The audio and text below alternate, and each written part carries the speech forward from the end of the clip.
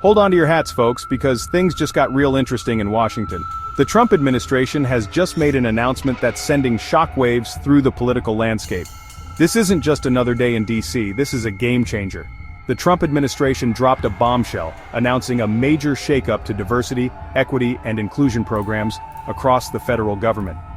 This move has left many people stunned and scrambling to understand the full implications. This ain't no small potatoes, people. We're talking big changes with potentially huge consequences. The administration's decision could affect thousands of federal employees and contractors, altering the way diversity and inclusion are handled in government offices nationwide. Now you might be thinking, John, what the heck is DEI anyway? DEI stands for Diversity, Equity, and Inclusion, and it's a set of policies and practices aimed at promoting a more inclusive and fair workplace. Well, buckle up, Buttercup, because we're diving deep into this whole shebang. DEI programs are designed to ensure that everyone, regardless of their background, has equal opportunities and is treated with respect and fairness. DEI programs, in a nutshell, are designed to create a more inclusive workplace. They focus on recruiting a diverse workforce, providing equal opportunities for advancement, and fostering an environment where all employees feel valued and included. They aim to level the playing field for everyone, regardless of race, gender, religion, you name it. These programs often include training sessions, mentorship opportunities, and policies that promote diversity and prevent discrimination. Sounds great on paper, right? But implementing these programs is no easy feat. It requires a commitment from top leadership, ongoing education, and a willingness to address and overcome deeply ingrained biases. But hold your horses, because not everyone's singing Kumbaya about DEI. There are strong opinions on both sides of the aisle. While some see these programs as essential for creating a fair and just workplace, others view them with skepticism and even hostility. Some folks, particularly on the right, see it as a bunch of liberal mumbo-jumbo, even going so far as to call it reverse discrimination. They argue that these programs unfairly favor certain groups over others, leading to resentment and division. They argue that DEI programs actually harm the very people they're supposed to help. Critics claim that by focusing on diversity, equity, and inclusion, we may be overlooking merit and qualifications, ultimately lowering standards and creating a less effective workforce. This whole thing is a political hot potato, folks, and it's about to get a whole lot hotter. With the Trump administration's latest move, the debate over DEI is set to reach a fever pitch. Supporters and detractors alike are gearing up for a fierce battle over the future of these programs. So grab your popcorn, settle in, and let's unpack this mess. We'll be diving into the arguments from both sides, exploring the potential impacts of the administration's decision, and trying to make sense of what this means for the future of diversity, equity, and inclusion in the federal government. Stay tuned, because this story is far from over. Alright, let's break down exactly what the Trump administration is doing. In a nutshell, they've ordered federal agencies to put a screeching halt to certain DEI programs. And when I say halt, I mean it. We're talking full-on freeze-out. Employees working on these programs? They're being put on paid leave. Yes, you heard that right. Paid vacation, courtesy of Uncle Sam. Now, before you start picturing these folks sipping margaritas on the beach, let's be clear, this ain't a permanent vacation. It's more like an indefinite timeout while the administration figures out what the heck they're doing. And that's the million-dollar question, isn't it? What's the plan, Stan? The Trump administration says they're reviewing these programs to eliminate waste, fraud, and abuse.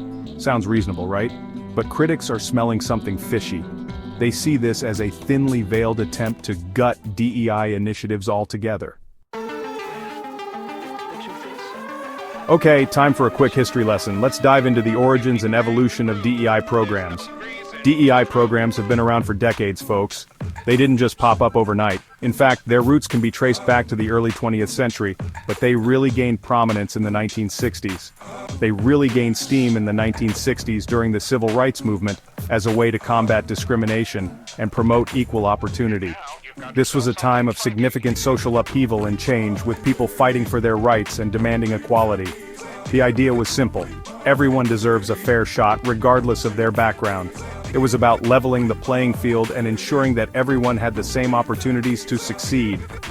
Now, these programs come in all shapes and sizes. From large corporations to small businesses, educational institutions to government agencies, DEI initiatives have been implemented across various sectors. Some focus on recruiting a more diverse workforce. This means actively seeking out candidates from different backgrounds to ensure a variety of perspectives and experiences are represented. Others provide training on unconscious bias and cultural sensitivity. These programs aim to educate employees about the subtle biases that can influence their decisions and interactions, and how to overcome them. And some aim to create a more inclusive workplace culture where everyone feels valued and respected. This involves fostering an environment where all employees feel they belong and can contribute to their fullest potential. Sounds pretty good, right? So, why the hate? Well, some folks argue that DEI programs actually do more harm than good. They believe that these initiatives can lead to unintended consequences that undermine their original goals. They claim that these programs lead to reverse discrimination, where qualified individuals are overlooked in favor of less qualified candidates based solely on their race or gender. This, they argue, creates a new form of inequality. They also argue that DEI training is often divisive and creates unnecessary tension in the workplace.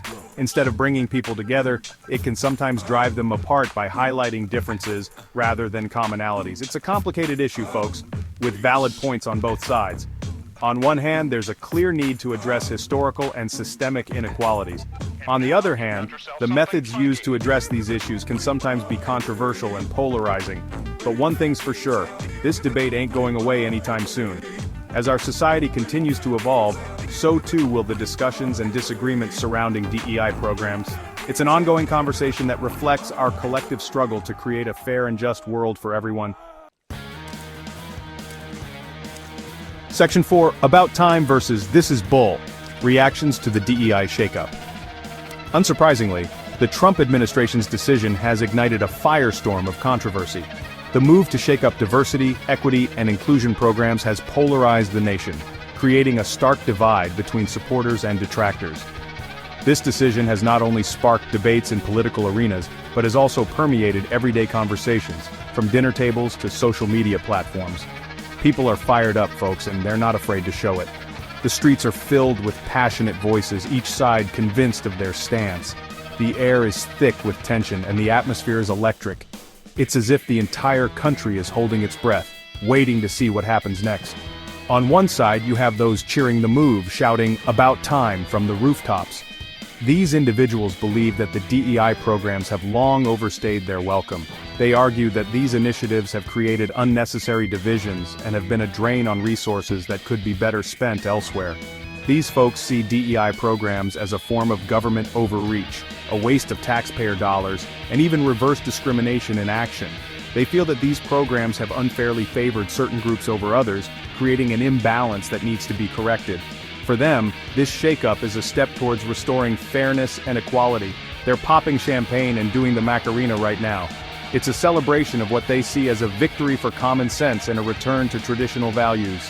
They believe that this decision will pave the way for a more merit-based system where everyone has an equal shot without the interference of what they perceive as biased programs. But on the other side, you have those who are, well, let's just say they're not throwing a party. These individuals are deeply concerned about the implications of this decision. They see it as a rollback of progress and a threat to the strides made in promoting diversity and inclusion. They're furious, calling this move everything from short-sighted to downright dangerous. For them, DEI programs are not just bureaucratic initiatives, but essential tools for fostering a more inclusive and equitable society. They worry that dismantling these programs will lead to increased discrimination and a loss of hard-won rights. These folks see DEI programs as crucial for creating a more just and equitable society. They argue that these initiatives help level the playing field and provide opportunities for those who have been historically marginalized. For them, the shakeup is a step backward, undermining years of effort to build a more inclusive community. They're worried that this decision will set us back decades in the fight for equality. The fear is that without these programs, the progress made in areas like workplace diversity, educational opportunities, and social justice will be eroded. They see this as a critical moment that could define the future of equality in the country.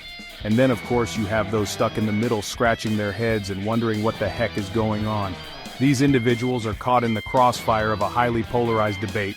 They may see merits and flaws on both sides and are struggling to make sense of the situation. It's enough to make your head spin, folks.